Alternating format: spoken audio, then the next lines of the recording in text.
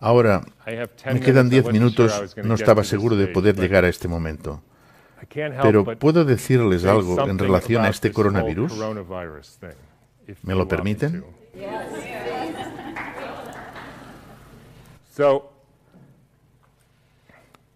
Repito, cuando conozcan la obra de Rudolf Steiner tendrán la respuesta al test, pero necesitan calcular los detalles. En 1918, después de la gran pandemia de la gripe española de 1918, se preguntó a Steiner a qué se había debido aquello.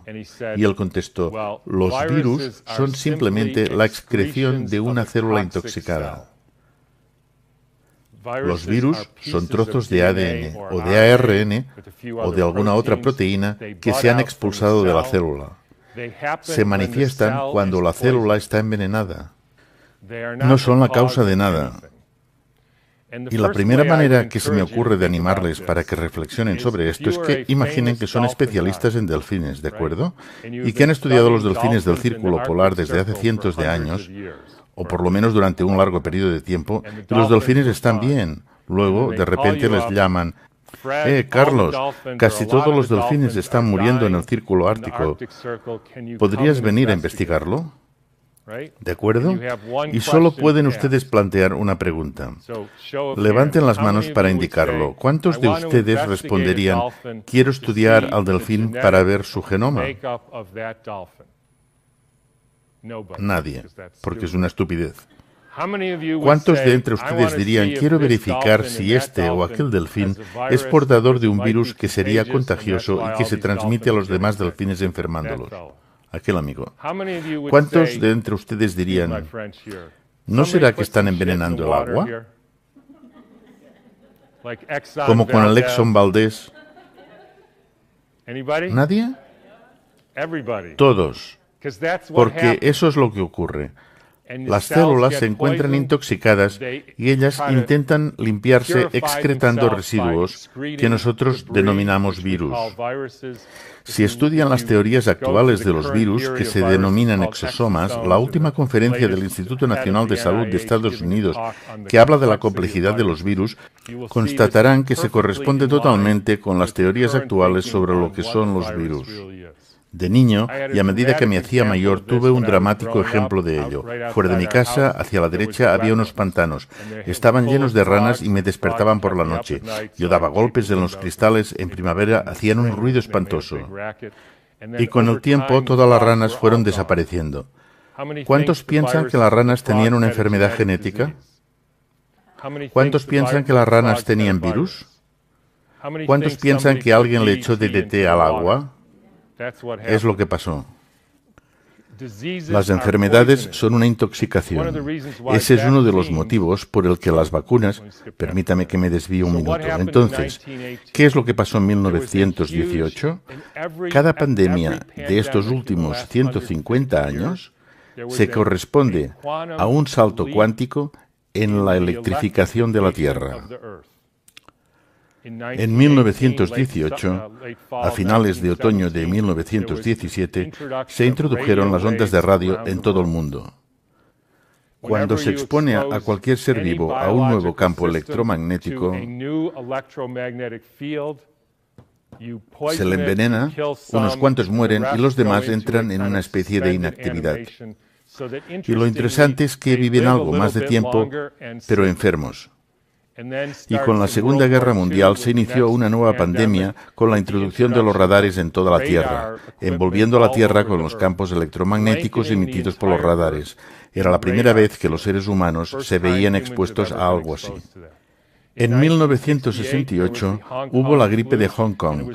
Era la primera vez que la capa protectora del cinturón de Van Allen, cuya función es la de integrar los rayos cósmicos procedentes del Sol, de la Luna, de Júpiter, etc., de integrar todo eso y distribuirlo a todos los seres vivos terrestres.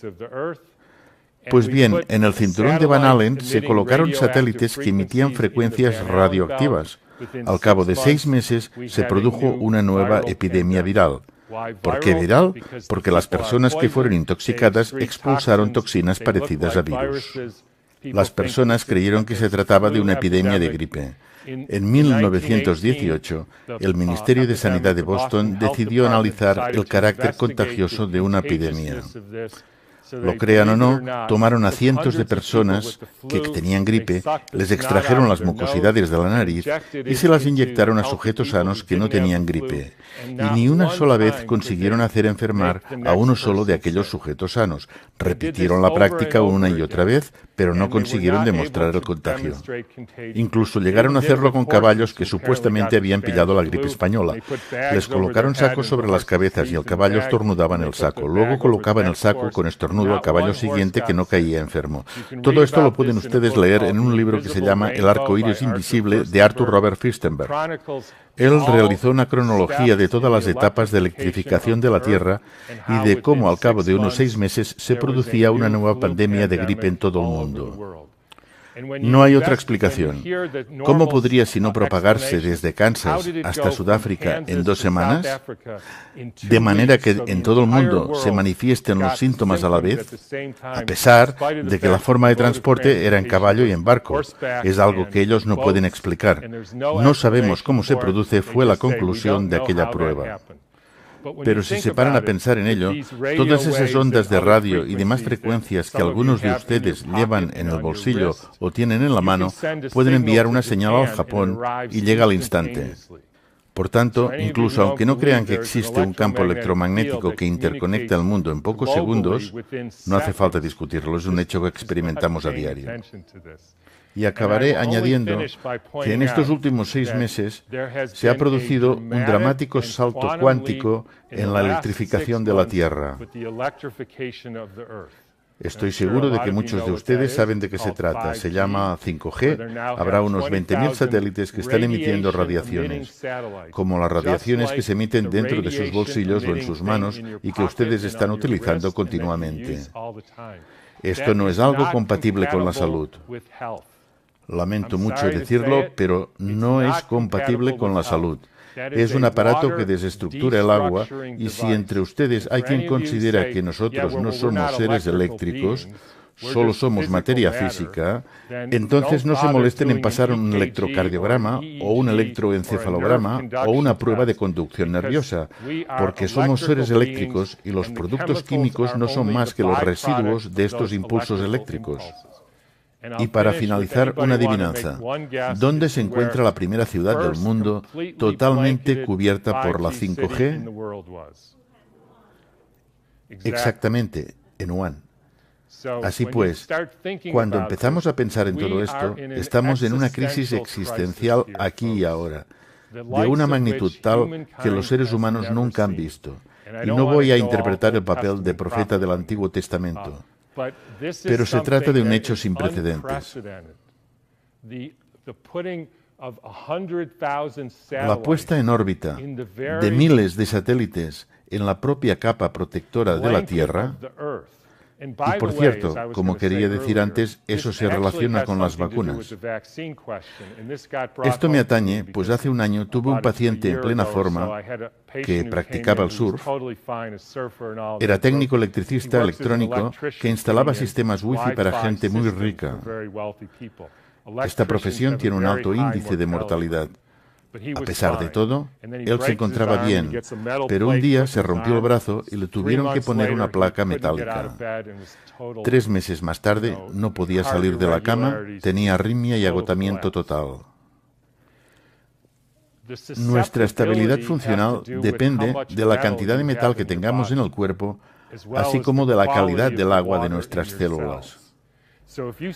Por ello, si empiezan a inyectar aluminio a la gente, se vuelven receptores que absorben de forma amplificada los campos electromagnéticos. Y esto es un perfecto caos que puede explicar el tipo de dolencias que nuestra especie experimenta en la actualidad. Quiero terminar con una cita de Rudolf Steiner, de 1917. Era una época diferente. En la época en que no había corriente eléctrica, cuando el aire no estaba sometido a influencias eléctricas, hablamos de 1917, era más fácil ser humano.